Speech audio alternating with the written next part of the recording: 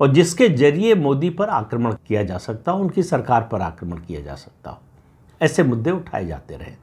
Rafale से सिलसिला शुरू हुआ, पेगासस की याद कीजिए, बीबीसी की डॉक्यूमेंट्री याद कीजिए, उसके अलावा जो है हिंडनबर्ग की रिपोर्ट याद कीजिए, और अभी हाल ही में जिस तरह से यूएस जस्टिस डिपार्टमेंट की एक कार्रवाई का अडानी के ग्रुप के खिलाफ उसका इस्तेमाल हुआ है।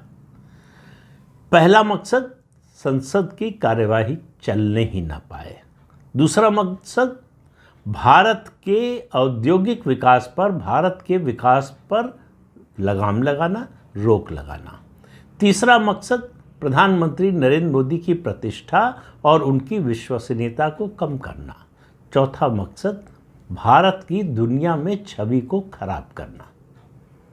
ये मुख्य रूप से ये 4 मकसद थे और सबको समझ में आ रहा था। आजकल सोशल मीडिया के ज़माने में कुछ छिपा नहीं रहता कि कौन शक्तियां इसके खिलाफ है, लेकिन सरकार की ओर से कभी उनका नाम नहीं लिया गया। पहली बार कहा गया कि ये डीप स्टेट सब करवा रहा है। OCCRP का पहली बार नाम लिया। ये एक संस्था है, organized crime and corruption reporting project.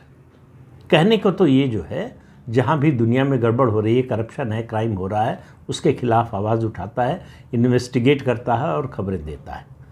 ये दरअसल भारत के खिलाफ करता है। और आप इसकी हर रिपोर्ट को देखिए, रिपोर्ट आती है और 24 घंटे की देर नहीं होती है, राहुल गांधी से उठाते हैं।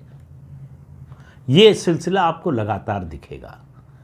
अब जो भारत सरकार ने, मैं मानता हूं कि 2 भाजपा के वरिष्ठ सांसदों ने अगर ये आरोप लगाया है, और प्रेस कॉन्फ्रेंस में डॉक्टर संबित पात्रा ने अगर ये आरोप लगाया है बीजेपी की ओर से, तो ये गंभीर आरोप है और ये तथ्यों के सत्यापन के बाद ही लगाए गए होंगे कि ये जो संस्था है, इसकी फंडिंग अमेरिका का डीप स्टेट करता है, अमेरिकी एजेंसियां करती है, सरकारी एजेंसियां करती हैं, और ये भारत के विरोध में लगातार काम कर रहा हो। तथाकथित किसान आंदोलन से सिलसिला शुरू कीजिए, अभी जो हाल ही में कोशिश हुई है फिर से किसान आंदोलन को रिवाइव करने की, वो सब, चाहे CAA के विरोध में आंदोलन हो, चाहे दिल्ली का दंगा हो, आप कोई भी मुद्दा इस तरह का उठा कर देखिए भारत विरोधी, इन सब में इन संस्थाओं की कोई ना कोई भूमिका।